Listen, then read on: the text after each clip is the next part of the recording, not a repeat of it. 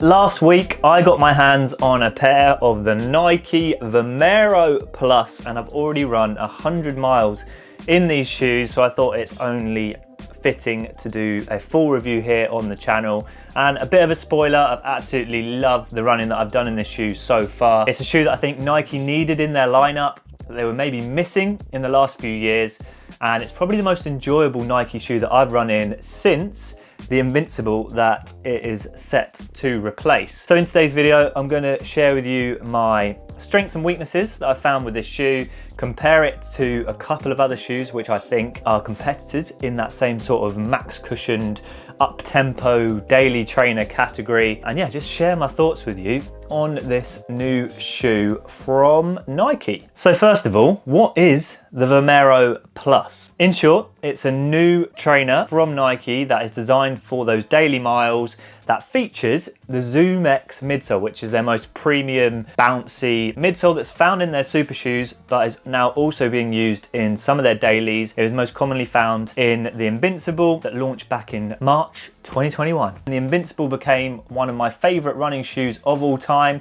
The 2 was probably the best. The 3, people had mixed opinions on this shoe, but I still thought it was a brilliant, slightly more stable version of the Invincible lineup. But then Nike announced that they were going to be cutting the Invincible altogether and replacing it with the Vomero Plus. Now, we had to wait a few years between the Invincible and the Vomero Plus, but I think it has definitely been worth the wait. So in short, I would describe the Vomero Plus as a replacement to the Invincible, a premium daily trainer, maybe slightly more maximal than the previous Invincible, that is going to be perfect for those long runs and those runs where you want to pick up the pace a little bit towards the end, because of that versatility the Zoom X brings. So in terms of the running that I've done in this shoe so far, straight out of the box, I took it for a 16-kilometer run, and I remember averaging 4:24 per kilometer, and that was the first time I thought, wow, this shoe could be something pretty special. It felt really, really bouncy, my legs felt good and protected the whole way, and my average pace was just a touch faster than my usual easy pace, which usually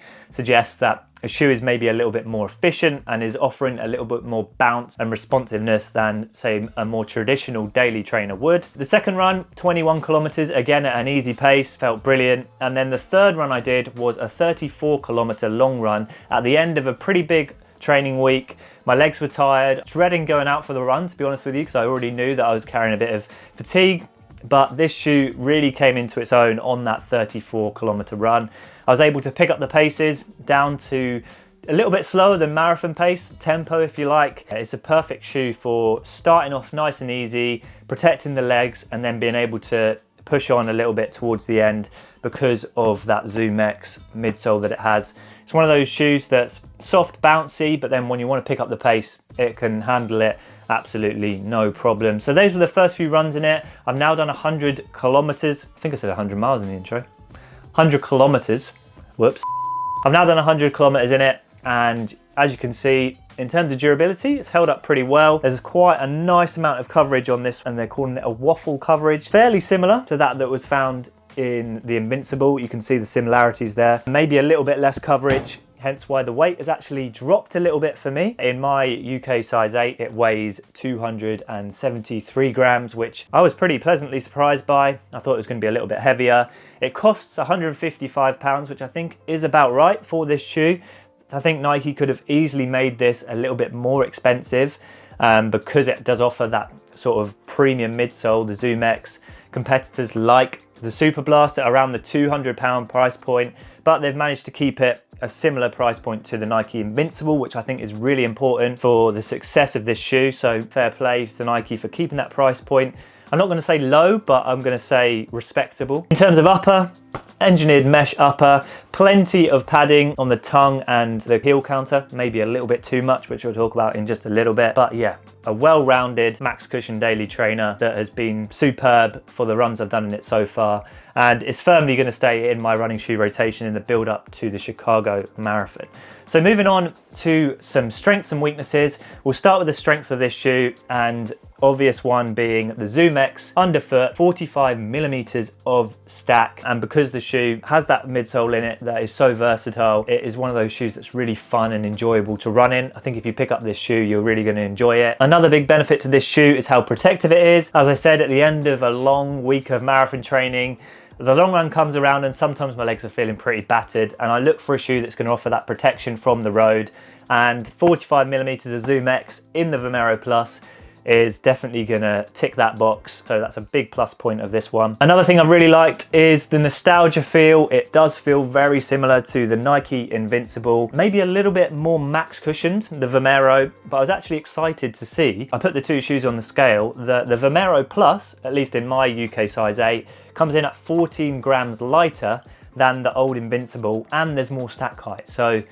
yeah, that's a win. The weight is also pretty respectable for a beefy max cushion daily trainer. Moving on to a couple of weaknesses of this shoe. There isn't many, but I did find a few. One being, for me, there's probably a little bit too much cushioning on the tongue.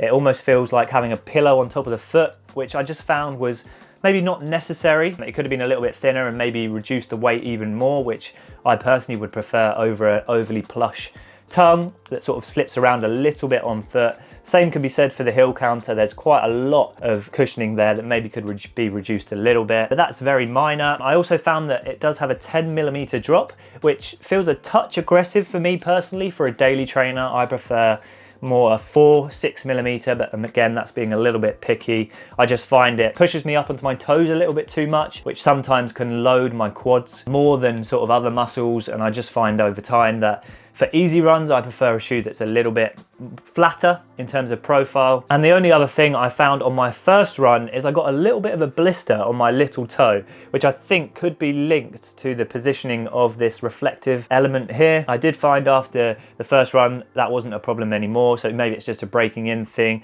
You can feel it a little bit on the inside of the shoe, which could potentially cause some discomfort. But again, I found after the second, third, fourth run, I wasn't feeling any hot spots on that little toe anymore. So it was a dislike at the start, but I think it's something that broke in eventually. And yeah, that is it really in terms of dislikes. So where does this shoe sort of fit into my rotation, and what are the other competitors on the market that it links to? The first shoe that sort of came to mind was this one from Brooks, which is the Hyperion Max. Similar properties in the fact that it has plenty of cushioning, lots of protection from the road. The benefits maybe of the Hyperion Max over the Vomero is it's a little bit more stable, offers a slightly wider fit than the Vomero, but that being said, it is a lot heavier. I think it's about 40 grams heavier than the Vomero. One to consider if you're looking for another max cushion shoe. And then you've got the GOAT of running shoes, in my opinion, the Asics Superblast. This is the Superblast 2. In terms of weight, very, very similar. In terms of where they sit into my running shoe rotation, for those long runs where I want to pick up the pace, they sit in a very similar position. The Asics does cost a little bit more. This costs £200, so that's £45 more expensive than a Vomero Plus. However, I would say this shoe is suited a little bit more towards performance. This is a shoe that feels more comfortable at marathon pace than, say, the Vomero. Maybe not as protective as, say, the Vomero, that's got a soft, bouncy midsole. The Superblast is a little bit more direct. Not firm, but it can handle the faster paces a little bit more. So maybe if you're looking for something for the long runs where you want to go a little bit faster, then the Superblast is probably a better option than the Vomero, but it is going to cost you an extra 45 quid. So that pretty much concludes my review of the Nike Vomero after 100 kilometers. I'd recommend this shoe to somebody looking for a daily trainer that could also go long, that's going to be mainly used for easy miles, but again can push the pace a little bit towards the end, an up-tempo finishing shoe if you like. I'd also recommend it to somebody looking for a replacement to the Invincible. I think if you enjoyed the Nike Invincible lineup, you're really going to like the direction they've taken the Vomero Plus. A long run shoe that's going to eat up the miles in terms of cushioning, comfort, and the ability to pick up the pace. So yeah, very impressed with the Nike Vomero Plus. I think, as I said in the intro, Nike needed this shoe in their lineup. In terms of their daily trainers, they've maybe been left a little bit behind in recent years, but I think the Vomero Plus, for me, puts them right back up there. Excited to hear your thoughts on this one. Let me know in the comments if you've got yourself a pair of the Vomero Plus. How are you using it? Are you enjoying it? But until next time, aspire to run, run to inspire, and we'll see you again soon.